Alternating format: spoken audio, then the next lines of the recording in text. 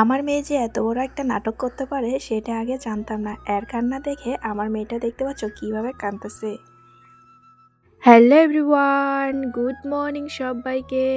আমি রাখি আমার একটা নতুন ভিডিওতে তোমাদেরকে অনেক অনেক স্বাগত আর অনেক অনেক ভালোবাসা। আশা করি আজকের ভিডিওটা অনেকটাই ভালো লাগবে, তো দেখতে থাকো। জানো তো এইদিকে এত বৃষ্টি কি আর বলবো। কালকে রাত্রেও কিন্তু অনেক বৃষ্টি হয়েছে, এখন হয়তো বৃষ্টিটা একটু কমেছে আর কি। তো অনেক দিন পরে ভাবলাম আজকে না কচু খাবো। এই কচুগুলা বলো তো কী কচু?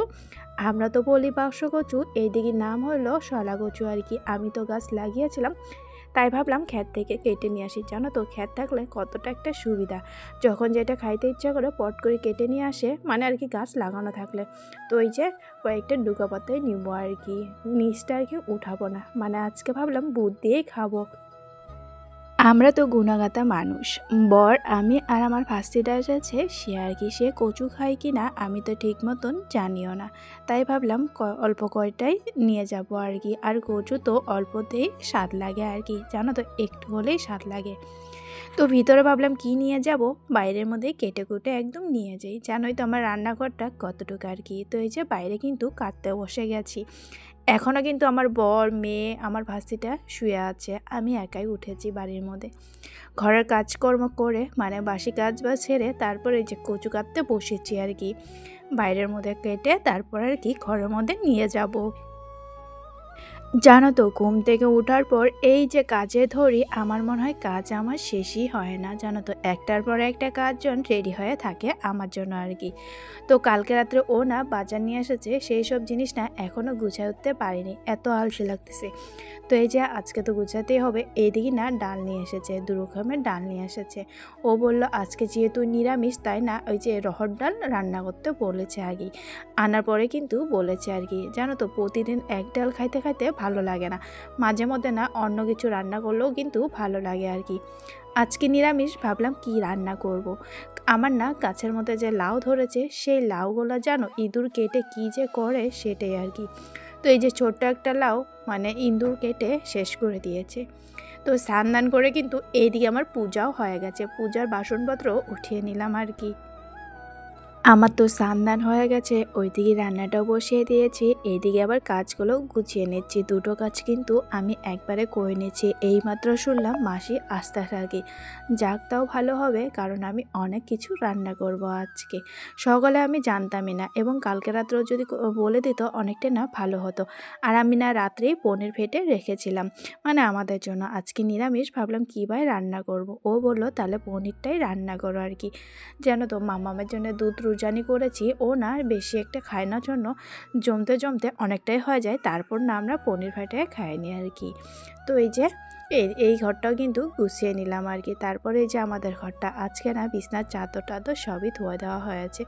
দুদিন তো বৃষ্টি, ভাবলাম আজকে একটু রোদ দেখা মিলছে, পট করে ধুয়ে দিই আর কি। তো এই যে আমাদের এই ঘরটাও গুছানো হয়ে গেছে। আর বাড়ির মধ্যে লোকজন আসলে না কাজ নিয়ে থাকলে আর ভালো লাগে না, ভাবলাম পটাপট করে রান্নাবাড়িটা করে নেই, যখন আসবে বসে না গল্প করতে পারবো।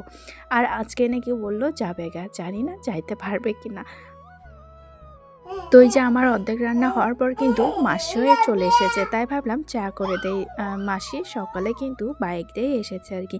তারপর আবার বাজারে যাব, আমার ভাস্তিরা এসেছে, তাকে তো কাপড় দিতে হবে বলো, তাই ওকে নিয়ে বাজারে যাচ্ছি। ওকে বললাম কী নিব, তাই দেখে এখন বাজারে যায় ওর কোনটা পছন্দ হয় আর কি। তারপর তো অনেক দেখাদেখির পর ওর একটা টপ পছন্দ হয়েছে, ওকে বললাম প্যান্ট নেওয়ার জন্য। ও না বললো প্যান্ট নেবো না, একটা না জুতা নেবে আর কি। তাই আমিও দেখতেছি এদিকে আমার কী নেওয়া যায়। যাই হোক তাই হোক, এখন তো নিব না, যেহেতু নতুন বছর সামনে আছে তখনকার নিব আর কি।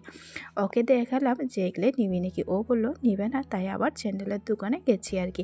যেহেতু আমরা বিশাল মার্কেটে এসেছি তাই না।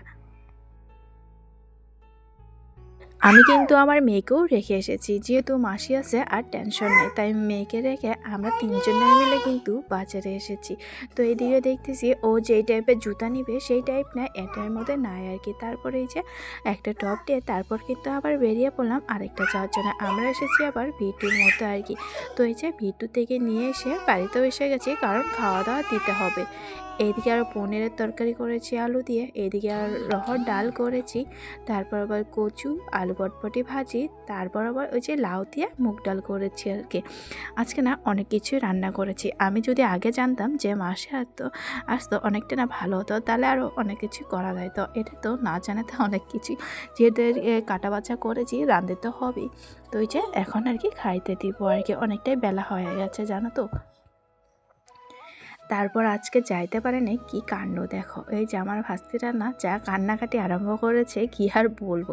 ওর পিসা বলতেছে যে আজকে থাকানোর জন্য, তাই আর কি ও থাকবে না তার জন্য। এদিকে আমার মেয়ের কান্না দেখো, সে এই যে ওকে দেখে দেখে কান্না স্টার্ট করে দিয়েছে।